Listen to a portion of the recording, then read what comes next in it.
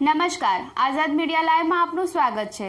ધંધુકામાં નાયબ કાર્યપાલક ઇજનેર 1,20,000ની લાંચ લેતા રંગે હાથ ઝડપાયો છે।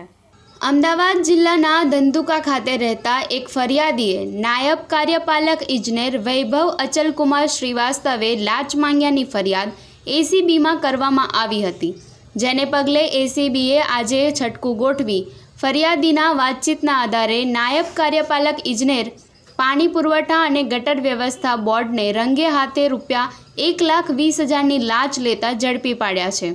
ફરિયાદીએ ધંધુકાના 54 ગામના પાણી પુરવઠાનું મરામત અને નિભાવણીની છેલ્લા 3 મહિનાની કામગીરી કરવામાં આવી હતી, જેના બિલોના પૈસા લેવાના બાકી હતા, જેને લઈને નાયબ ઇજનેરે તાત્કાલિક બિલો મંજૂર કરાવી આપી 1 મહિનાના 30,000 એમ કુલ 4 મહિનાના 1,20,000ની રકમની માંગણી કરી હતી, જે ફરિયાદી આપવા તૈયાર હતા નહીં, જેથી નાયબ કાર્યપાલક ઇજનેરને વિશ્વાસમાં લઈને એસીબીમાં તેઓએ ફરિયાદ કરી હતી, જેના પરિણામે એસીબી ગાંધીનગર દ્વારા છટકું ગોઠવી નાયબ કાર્યપાલક ઇજનેરને રંગે હાથો ઝડપી પાડી ગુનો નોંધ્યો છે।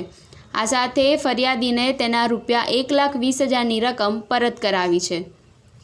સંજય ઝાલા, આઝાદ મીડિયા લાઈવ, ધંધુકા।